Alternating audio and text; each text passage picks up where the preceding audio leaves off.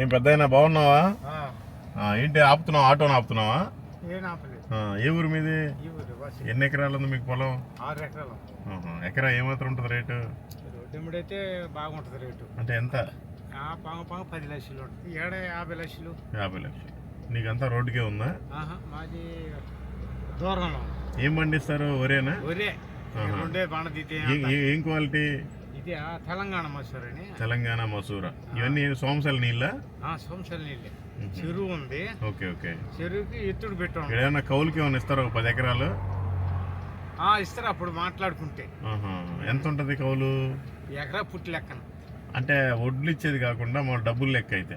డబ్బులు అయితే పుట్టి ఎంత రేటు ఆ రేటుకి. అంటే ఎంత ఉంటాయి ఒక పుట్టి రేటు? ఏముందా ఇప్పుడు ఆయన నాటొద్దు అన్నాడు చంద్రబాబు నాయుడు. వరి నాటొద్దు అన్నాడు. వరి నాటొద్దు, ఏదన్నా మెట్టపైలు పెట్టుకోండి. ఏడేం మెట్టపైలు పెడితే అంత కండ నేల కాదు. ఈయన వరి తప్పక ఏది పనికిరాదు. అది ఇంకా చేసేది ఏముంది? ఇక వరి నాటేది అది ఎట్టమ్మద్దు ఏమో. అది 10-12 వేలు ఇస్తే గిట్టుబాటు కాదు. అంటే ఒక పుట్టెడికి 12,000. 20,000 ఉంటే అట్ట గిట్టుబాటు అవ్వదు. ఓకే. లేకపోతే అది గిట్టుబాటు నష్టం వచ్చేస్తుంది. మనిషి పిలవాలంటే 500-600 తక్కువ రాడు. కూలోళ్ళు దొరకట్లా ఇప్పుడు. వాడికి ఎన్నెన్నో చేస్తే వస్తాడు. ఊరా నీ బొట్టాడు మొక్క మాట ఉండోడు వస్తాడు. లేదన్నా ఒక 20,000 డబ్బు ఇస్తే నీకు కనిపెట్టుకొని వస్తాడు. నా బొట్టాడు ఈలేనోడు వస్తాడు. రాడంటే వాడు రాడు. మీరే సొంతగా చేసుకోవాలి. కష్టపడాలా. ఇదంతా అది రంగుగా ఉంటది. అది ఎంతమంది మీకు పిల్లలు? నాకు పాప. బాబులు లేరు.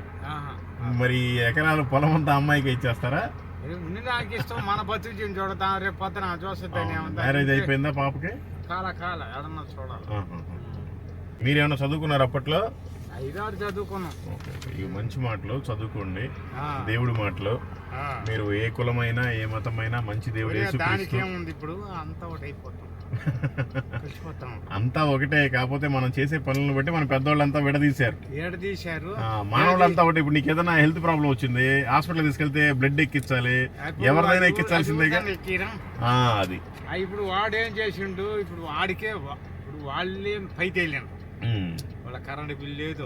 వాళ్ళకి రిజర్వేషన్ 50-80 మార్కులు ఇచ్చి వాళ్ళతో వీళ్ళకి 100 వచ్చిన కోరికండి వీళ్ళకి రాదు. వాడు ఒక రాసిపోయిన వెనకబడిపోయిన వాళ్ళని అట్లాగా చేశారు. వాళ్ళు మనకాడలేరు. అది కానీ తీస్తే మోడీ వాళ్ళు తీస్తే మళ్ళీ ఓట్లు పోతాయేమని, మళ్ళీ ఓడిపోతాయేమని ఆ రిజర్వేషన్ తీయడానికి లేదని పెట్టేశాం. రకరకాలుగా ఉంది. నేను కూడా హిందూని. నా పేరు మల్లికార్జునరావు. నేను ఒకప్పుడు భయంకరమైన త్రాగుబోతుని, తిరుగుబోతుని. ఇవాళ సంసార నాయకులకు వచ్చేసిన అప్పుడు ప్రపంచగానే తెలియదు. ఇప్పుడు నువ్వు ఇది ఏదో పని అనుకున్నావు. పొట్టినిండా తిని నేను 4 సార్లు అయ్యప్ప మాల వేసుకున్నా. 18 సార్లు తిరుపతి పోయి గుండి చేసుకున్నా. ఏం ఉపయోగం లేదు. ఆ వేసుకున్న 4 రోజులు భక్తిగా ఉంటా. తర్వాత ఇంక నా అంత పనికి మాలోడు ఇంకెవరు ఉండరు. అలా బ్రతికి నేను సత్యాన్ని తెలుసుకున్నాను. మీరు కూడా చదవండి, మీకు అర్థం అవుతుంది. యేసు ప్రభువుని నమ్ముకోవటం వల్ల మీ కులం మారదు, మీ మతం మారదు, మీ మనసు మారుతుంది. చాలా మంచిది. ఆయన ఏడు వచ్చేది మా మొత్తంలో చేరమంటాడు. ఇది చేరేది కాదుగా. ఇది ఏమైనా స్కూల్ కాలేజీ చేరడానికి గుడికి వచ్చి దాన్ని పెట్టుకుంటే అది అయిపోతాం. అదేమన్నా కాలేజీ సంవత్సరాలు చదవాలి, చదవకుండా ఆయన మార్కులు రావాలి అనేది ఏమి ఉండదు. ఇదంతా ఎవరు ఆయాల గర్భసంచిలో పడ్డ రోజు రాసి పెట్టేస్తాడు రాత్రి అనేది. వీళ్ళందరూ ఏమంటారు? ఇవాళ మామిడి శనివారం కూర్చుంది, మంగళవారం అవన్నీ ఆచారాలు, మూఢనమ్మకాలు. ఆ భార్యాభర్తలు ఇద్దరు కలుసుకుని ఆ గర్భసంచులు ఇది ఎప్పుడు పడద్దు అప్పుడు పిండం ఏర్పడితే ఆ రోజు వీడు అంతా రాసి పెట్టేసి వదిలేసిపోతాడు. అప్పుడు అయితే ఒకటి, ఇప్పుడు ఒక ఊరికి ఒక సర్పంచ్ ఉంటాడు, ఒక నియోజకవర్గానికి ఒక ఎమ్మెల్యే ఉంటాడు, ఒక జిల్లాకు ఒక కలెక్టర్ ఉంటాడు, ఒక రాష్ట్రానికి ఒక ముఖ్యమంత్రి ఉంటాడు, ఒక దేశానికి ఒక ప్రధానమంత్రి ఉంటాడు. కానీ ఈ భూమండలం మొత్తానికి దేవుడు ఒక్కడే ఉన్నాడు. ఆ ఒక్కడే ఎవరనేది మనం గుర్తుపట్టాలి. ఇప్పుడు ఒక్కడే వీళ్ళందరూ కూడా అతని కాడి ఇప్పుడు ఈయన కాడికి ఎవరన్నా పోయినోడు ఉందా? ఎవరన్నా పోయినోళ్ళు ఈ దేవుడు సృష్టి సూర్యుడు అనేది అది అక్కడికి ఎవరు పోలేరు కదా. పోలేరు, వేడి కదా. వేడి అయినా కానీ దాన్ని ఆ దేవుడి కాడికి పోవాలని అన్ని దేవుడి కాడికి పోతారు. కానీ ఆ దేవుడి కాడికి పోయినోళ్ళు లేడు. అంటే సూర్యుడు చంద్రుడు దేవుళ్ళు కాదనమాట. వాళ్ళు దేవుని సృష్టి. దేవుడు నోటి మాటతోటే భూమి, ఆకాశము, చంద్రుడు, నక్షత్రాలు, సూర్యుడు అన్ని కలుగును కలిగాయి. కానీ మానవుడు మాత్రం ఆయన చేతితో తయారు చేసుకుని ఆయన జీవాత్మను ఊదాడు. ఇది ఎప్పుడు పుట్టింది ఊరికి అర్థం కాదు. 5,000-6,000 సంవత్సరాలు అయింది ఇది పుట్టి. 6,000 సంవత్సరాలు అంతకుముందు ఊరు అంతకుముందు ఇంకేం లేదు, అంత శూన్యం. దేవుడు నోటి మాటతోటే భూమి కలిగిన అంటే భూమి కలిగింది. అయితే మానవుడు దేవుడికి దూరం అయిపోయాడు. ఏదో పండగ వస్తే కోడిను మేకను ఏదో కోసుకొని మన పాపాలు పోయిన అనుకొని పొంగలు పెట్టుకుని ముగిచ్చేస్తున్నారు. కానీ మనిషి పాపాలు పోవాలి అంటే రక్తం చిందింపబడాలి. అది ఏ కోడి రక్తమో మేక రక్తమో కాదు, పరిశుద్ధమైన రక్తం చిందింపబడాలి. చంద్రమండలం మీద పోయారట మనోళ్ళు. అవును, పోయారట. దుమ్ము ఆడ ప్రదర్శన ఆడంతా మామూలుగానే ఉందన్నారు, అన్ని బాగానే అది మనమే చూడలేదు కదా, చెప్పిన మాటలే మన ఊరు విన్నది లేదు. అవును, ఆ దేవుడు అయితే దేవుడే మనం చేసిన పాపాల నిమిత్తం ఈ కోళ్లు మేకలు కోసుకుంటే కాదని ఆయనే మానవ రూపంలో భూమి మీదకి వచ్చి కూడా ఏంటంటే ఇప్పుడు అది కూడా అలవాటు చేసిండు. చిన్నప్పటి నుంచి పెద్దోళ్ళు కోడిని కోసుకొచ్చాడు, ఈ పిల్లకాయలు కూడా అదే మరిగి. అది మరిగినప్పుడు దాంట్లో రుచికారంగా దాంట్లో దేవుడు అటు పెట్టేసి అది తినాలనే అనిపిస్తుంది. అవునవును, అయితే ఓకే, తప్పులేదు, తినొచ్చు. అయితే వాటిని కోసి వాటి ప్రాణాలు తీసి ఆ రక్తం వల్ల ఏం పాపాలు పోవు. మనం తినడానికి కోసుకోవచ్చు, కానీ మన పాపాలు పోవటానికి నువ్వు చెప్పి కోసుకోవటం కరెక్ట్ కాదు. మన పాపాల నిమిత్తం దేవుడే మానవ రూపంలో వచ్చి భూమి మీద మన కోసం ప్రాణం పెట్టిన దేవుడు ఎవరైనా ఉన్నారంటే యేసుప్రభు. ఆయన చనిపోయిన తర్వాత భూమిలో పాతి పెడితే తిరిగి 3వ రోజున లేచాడు. ఆయన లేచి ఆయన నమ్ముకున్న వాళ్ళకి కళ్ళు లేని వాళ్ళకి కళ్ళు వచ్చినాయి, కాళ్ళు లేని వాళ్ళకి కాళ్ళు వచ్చినాయి అనే సమస్యలు జరుగుతూ ఉన్నాయి. ఎయిడ్స్ వ్యాధులు కూడా బాగుపడుతున్నారు, క్యాన్సర్ వాళ్ళు కూడా బాగుపడుతున్నారు, ఎంతో మంది పక్షవాతం వచ్చిన వాళ్ళు కూడా బాగుపడుతున్నారు. ఆయన మీద నమ్మకం దాని మీద ఏం దీని మీద. అయితే మనం తెలుసుకోవాలి, ఆయనే సత్యము, ఆయనే మార్గము, ఆయనే జీవము. మనం ప్రయాణిస్తున్నాం, మనకి పొలం ఉంది, పిల్లలు ఉన్నారు, భార్య ఉంది. మనం ఈ రోజున చనిపోతే రేపటికి ఏంటి పరిస్థితి? చెప్తా ఉంటారు చర్చి గురించి మొత్తం మామూలుగా అంకిలు చెప్తా ఉంటారు, మేము అర్థం ఏందో. అవును, మనకు తెలియదులే, మనం అంతా ఫస్ట్ నుంచి దాంట్లో లేము కాబట్టి మనకు తెలియదులే. అదే తెలుసుకోండి బాబాయ్, తెలుసుకోవడం వల్ల మీకే నష్టం లేదు. 25 అంటాడు, 30 అంటాడు, అదేందో అన్ని చెప్తా ఉంటాం. అవును, అధ్యాయాలు వచనాలు చెప్తా ఉంటారు. చెప్తా ఏందో దీనికి సంబంధించి ఉందా అని మనం అనుకుంటాం. దేవుడు ఏమని చెప్తున్నాడంటే, ప్రయాసపడి భారం మోసుకున్న సమస్త జనులారా నా దగ్గరికి రండి, నేను మీకు విశ్రాంతి కలుగు చేస్తానని చెప్పాడు. ఏ దేవుడు కూడా నేను మీకు ఉచితంగా విశ్రాంతి కలుగు చేస్తానని చెప్పినోడు లేరు. నా దగ్గరికి వచ్చి కొబ్బరికాయలు కొట్టండి, నిమ్మకాయలు పోయండి, గుండు చేయించుకోండి, నాకు అది పోయండి ఇది పోయండి అని చెప్పేవారు ఉన్నారు. కానీ చనిపోయి తిరిగి లేచిన దేవుడు అంటూ ఎవరు లేరు ఈ భూమి మీద. ఒక్కడే యేసుప్రభు. ఆయన చనిపోయి మళ్ళీ తిరిగి లేచాడు. ఆయన పేరే మృత్యుంజయుడు. ఆయన నమ్ముకుంటే మనం కూడా స్వర్గానికి వెళ్తాం. ఆయనే పరమాత్ముడు. ఆ పరమాత్ముడి దగ్గరికి మన ఆత్మ వెళ్ళాలి చనిపోయిన రోజున. ఇప్పుడు మనం చనిపోతాం, ఈ రోజు చనిపోయామనుకో సపోజ్, ఏమవుద్ది? మన బంధువులందరూ వస్తారు, ఏడుస్తారు, బొరుగులు ఆకులు ఒక్కలని చల్లుతారు. రేపు ఈ టయానికి కొంచెం అసలు భూమిని పాతి పెడతారు మన వాళ్ళే ముందు. కానీ అదే మన శరీరం పాడైపోద్ది, మట్టిలో గెలిచిపోద్ది. మన ఆత్మ పరమాత్ముడి దగ్గరికి చేరిద్ది. అది మనం నమ్ముకొని తెలుసుకుని ఉంటే అది మీరు చదువుకొని మీకు బాగా అర్థమవుతుంది. థ్యాంక్ యూ బాబాయ్. దేవుడు నిన్ను, నీ కుటుంబాన్ని, నీ పొలాన్ని దీవించును గాక. ఆమేన్. ఇదిగోండి మంచిది. ఇంకా ఇది బైబిల్ అంటారు, చదువుకోండి. దీంట్లో చదువుకున్న తర్వాత మీకు నచ్చకపోతే వీటిల్లో ఏం లేదు. దీంట్లో ఉండే మ్యాటర్ ముఖ్యం. మనిషి ఎలా పుట్టాడు, ఎలా బ్రతకాలి, ఎలా చనిపోతాడు, చనిపోయిన తర్వాత ఏముంది, అసలు దేవుడు ఈ సృష్టిని ఎలా కలుగు చేశాడు, మొత్తం సమస్తం ఉంటుంది. మొత్తం సార్ ఇప్పుడు ఈ అక్షరాలు కూడా అన్ని పేర్లు పెట్టడం, పెట్టడం, గుడింతాలు పెట్టడం, ఈ పేర్లన్నీ పెట్టి ఈ అశానికి కలబలుకునే దానికి ఎట్ట సృష్టించుడు. మనం వాడు సృష్టించి అన్ని చేసిండు, ఇట్లా చదువుకోమన్నాడు. మనం అన్ని పెట్టిండు కానీ దాన్ని చదువుకోలేకుంటే అది అవ్వాల మనం. అవునవును, అది చదువుకుంటే బాగుంటుంది. Thank you so much. దేవుడు నిన్ను, నీ కుటుంబాన్ని దీవించును గాక. ఆమేన్.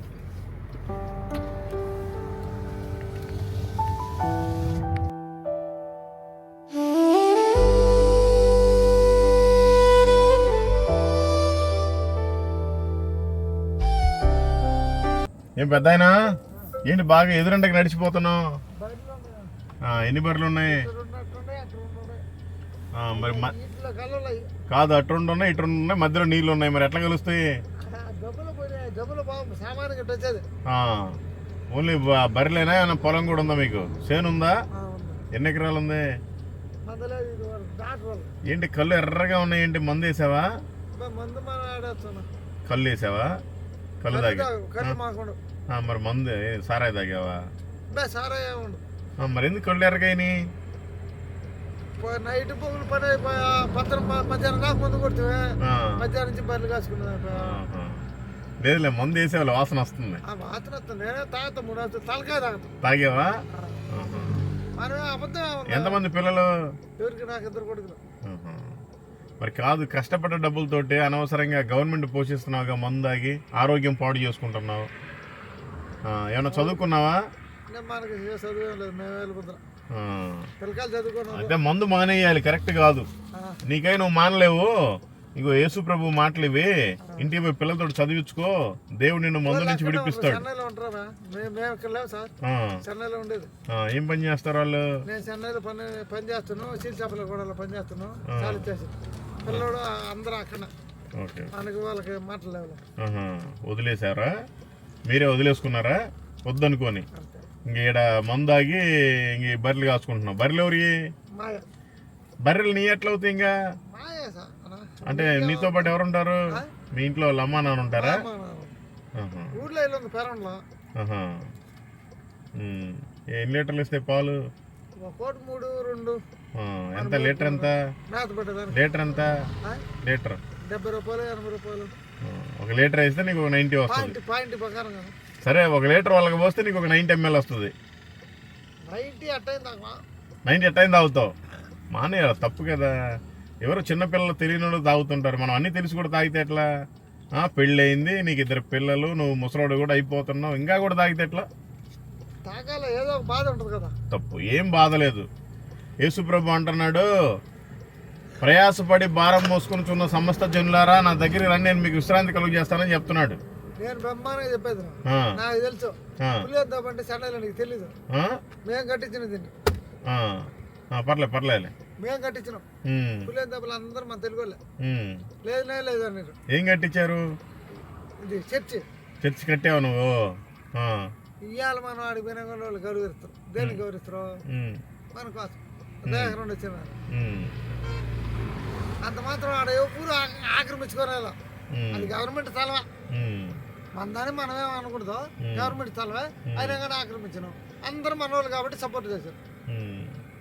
సరే, స్థలాల గురించి పొలాల గురించి కాదు కానీ మనం నిజమైన మార్గంలో ఉన్నామా లేదని తెలుసుకోవాలి. దేవుడు మన హృదయంలో ఉంటాడు. నువ్వేమో మందు తాగి ఆయన ఆలయాన్ని పాడు చేస్తున్నావు. నేను ప్రతి ఒక్కరు భయపడతారు ఊళ్ళో.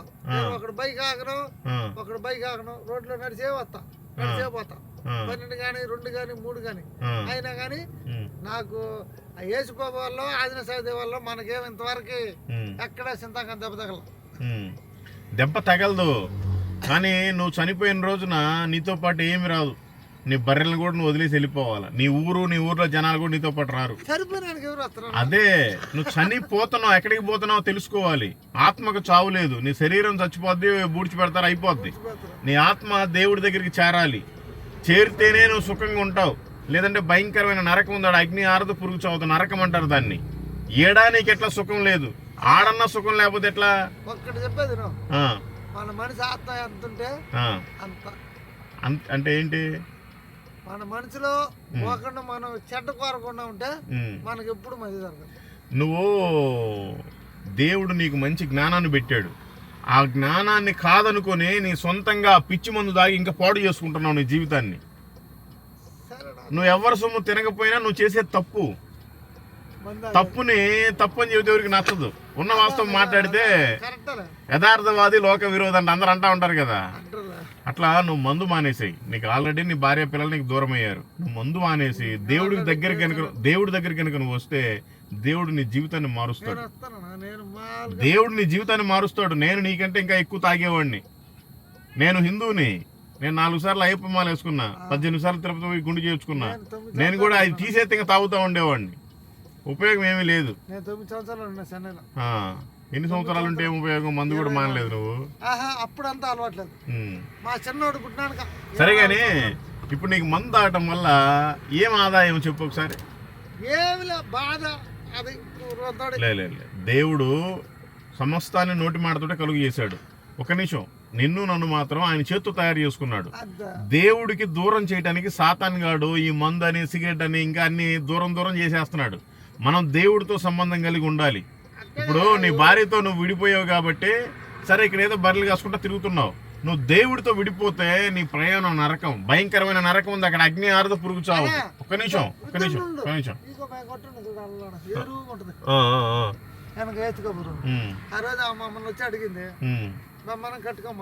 సరే, అది సరేనయ్యా, నువ్వు మంచి పని చేస్తున్నావు. కానీ ఈ ఒక్కటి కూడా ఎందుకు మానేసి దేవుడి దగ్గరికి చేరొచ్చు కదా నువ్వు. చూడు, ఒకటి గుర్తుపెట్టుకో. నీకు ఏ కష్టం వచ్చినా, ఏ బాధ వచ్చినా నిన్ను తయారు చేసిన వాడే నిన్ను బాగు చేయగలడు. ఈ కారుకి ఏదైనా రిపేర్ అయితే మెకానికే బాగు చేస్తాడు, ఎవరు పడితే వాళ్ళు బాగు చేయరు. కాబట్టి నిన్ను ఆ మందు బాగు చేయలేదు, నీ జీవితాన్ని నీకు సరి చేయలేదు. దేవుడి దగ్గరికి నువ్వు వస్తే నీ జీవితాన్ని మారుస్తాడు. ఒకటి గుర్తుపెట్టుకో, ఎప్పుడైనా ఏదైనా కష్టం వచ్చినా బాధ వచ్చినా నువ్వు చర్చికి పో నేరుగా. నేను ఎప్పుడైనా ఎక్కడికైనా అనుకుంటాను, కానీ మందు మానేయాలి, మందు మానేసి వెళ్ళాలి. ముందే ఆడికి మనం ఆదివారం పూట పోతానా, ఆదివారం పూట నా బాధ్యత నేను చెప్పుకుంటా, పోయి మొక్కుంటా, బయటకు వచ్చేసినాక తాగేస్తా. అది తప్పు కదా. అది ఎందుకు తాగకుండా ఉండలేవా? నాకు బాధ ఏదైనా ఏమయ్యా, 6 అడుగుల మనిషివి సాయంత్రానికి 6 అంశాలు వేయకుండా ఉండలేవా? అది ఎంత ఉంటుంది? సీసా ఎంత ఉంటుంది? ఇన్ని మాటలు గొప్పగా చెప్పావు, నేను ఎందుకు తాగాలి, ఆ మురికి నీళ్ళు నేను ఎందుకు తాగాలి అని అనుకోవా? మనకి దేవుడు మంచి బుద్ధి జ్ఞానాలు ఇచ్చాడు కదా, మనం ఎందుకు తాగిపోవాలి? ఇట్లా తాగుతున్నావు కాబట్టి నేను భార్య పిల్లలు వదిలేశారు, అవునా? భార్య పిల్లల వల్ల, చిన్నోడు వల్ల, ఒకడు రౌడీ పిల్లడు, మనకి నష్టం. మరి మీ భార్య పిల్లలు మీతో మాట్లాడుతున్నారా? అందరు పెద్దోడు అందరూ వస్తారు. మీ భార్య ఎక్కడ ఉంటుంది? చెన్నైలో. మరి మీరిద్దరు ఎన్ని రోజులు అవుతుంది విడిపోయి? 6 సంవత్సరాలు. 6 సంవత్సరాల నుంచి సపరేట్ గా ఉంటున్నారు. సరే ఉందిలే, ఇల్లుంటే ఏముంది, కోట ఉంటే ఉంది, రాజు ప్యాలెస్ ఉంటే ఏముందిలే, కానీ రాజమందిరం. మన జీవితం సరిగ్గా ఉండాలి కదా. ఫస్ట్ మనం సరిగ్గా ఉండాలా. మనం పోయే రోజున మన ఇల్లు మనతో పాటు రాదు. మనకి రక్షణ కావాలి, మనకి రక్షణ కావాలి.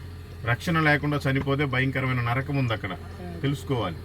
సరేనా? ఈ లోకం శాశ్వతం కాదు, ఈ జీవితం శాశ్వతం కాదు. ఏ రోజు చివరి రోజో తెలియదు. ఇప్పుడు కూడా నువ్వు రోడ్డు దాటేదాకా కూడా గ్యారంటీ లేదు. కానీ చచ్చిపోతే ఎక్కడికి వెళ్తావు? నిన్న మేము సంఘానికి వస్తాను, పిల్లడు బైక్ యాక్సిడెంట్, ఎవడు కొట్టిండే ఎవడు మాకు తెలియదు. మేము సంఘం నుంచి వచ్చాక బైక్ లేదు, పాపం నుంచి కాలు లేదు. అది చూడు, ఏ క్షణాన ఏం జరిగిందో తెలియదు. కానీ ఇక్కడ ఏదైనా జరిగిందంటే ఇక్కడ కన్ను మూస్తే అక్కడ కన్ను తెరుస్తాం. అక్కడ రెండే రెండు, ఒకటి స్వర్గం, ఒకటి నరకం. నీ ప్రయాణం ఎటు? నువ్వు ఎక్కడికి వెళ్తావు? మనం బాగుంటాం, మన జాగ్రత్త మనం ఉంటాం. సరే, నీ జాగ్రత్త నువ్వు ఉంటావు, ఏదో తగులుతుంది, చచ్చిపోతావు. చచ్చిపోతే ఎక్కడికి వెళ్తావు?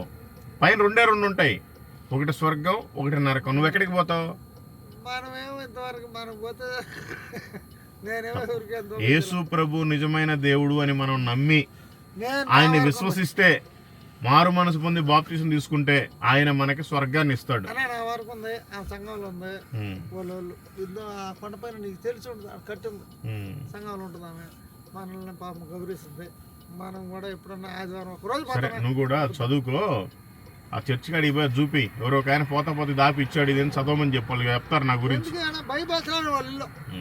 సరే, నా బాధ అంతా ఏంటంటే నీకు చెప్పేది, నీకు ఎందుకు చెప్తున్నానంటే, నువ్వు ఈ మందు మానేసి మంచి మనిషిగా తయారవ్వాలా.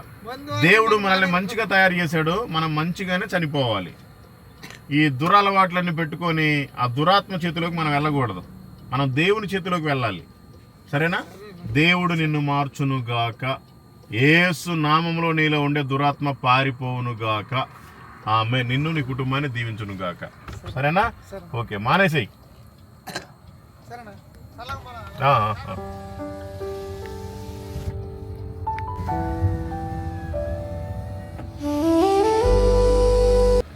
ఏం పెద్దాయనా, మంచి చేపలు ఎక్కడ దొరుకుతాయి ఇక్కడ? చేపలు పెద్దగా పడడంలో ఉంటే అక్కడ ఉంటాయి. ఇవన్నీ పెంచాయా? ఈ పెన్నాలోయి కదా? కాదు, ఈ కాలువలో పడతారు వాళ్ళు. కాలువలోయి సోమశిల ప్రాజెక్ట్ కాలువ. దాని కాలువలో పెద్ద చేపలు ఉంటాయా? పెద్ద ఇప్పుడు ఎక్కువ ఏం పడడంలే, ఏదో కాకిగండ్లు లేకుంటే జిలేబీలు, పులుసు గండ్లు అవి పడుతుంది. Okay okay okay. ఏమన్నా చదువుకున్నారా మీరు? ఏం చేస్తుంటారు మీరు? మేమా, నేను స్కూల్లో పని చేస్తున్నాడు, పిల్లకాయలకి అన్నం వండి పెడుతుంటా వంట. Okay okay. చదువుకున్నావా? చదువుకుని నాకు కళ్ళు మసకలు, చదువు కూడా మానేసా. Okay okay okay. ఇదిగో చదువుకో, దేవుడు మాటలు. యేసుక్రీస్తు మంచి దేవుడు, ఆయన మాటలు అవి చదువుకో. చదువుకుంటే మనం ఇక్కడ చనిపోయినా కూడా స్వర్గంలో ఉంటాం, పరలోకంలో. దేవుడే, ఆయనే యేసు ప్రభువే అందరికి ప్రభు, అందరికి దేవుడు. ఆయనే మార్గము, ఆయనే సత్యము, ఆయనే జీవము. మన జీవితానికి అర్థం లేదు ఆయన తెలుసుకోకుండా చనిపోతే. కాబట్టి తెలుసుకోండి, బాగుంటుంది. దేవుడు నిన్ను, నీ కుటుంబాన్ని దీవించి ఆశీర్వదించును గాక. ఆమేన్. థ్యాంక్ యూ బాబాయ్.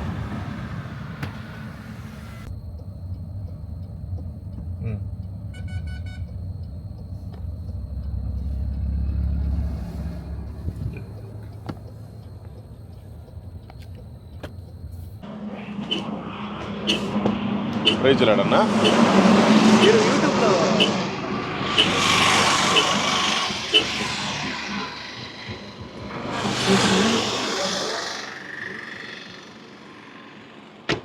మన కేరళ వెళ్ళారు కదా, అవును. ఏ ఊరన్నా మీది? దాన్ని మాట్లాడుకుంటాను. ఆహా. Okay okay. ఏం చేస్తుంటారు? నేను డాక్టర్ సార్. Okay okay. ఎక్కడ? ఇక్కడే సార్, నారాయణ హాస్పిటల్లో గవర్నమెంట్ డాక్టర్ని, orthopedic surgeon sir. Okay okay. Narayana హాస్పిటల్లో ఇప్పుడు చేస్తున్నారా? నేను నారాయణ హాస్పిటల్లో పనిచేస్తున్నాను ఇప్పుడు. ఇప్పుడు ఇప్పుడు డ్యూటీనా మీది? యాక్చువల్గా డిఆర్పి అని వేరే దగ్గర గవర్నమెంట్ హాస్పిటల్ నుంచి వస్తున్నాను సార్. Okay okay okay.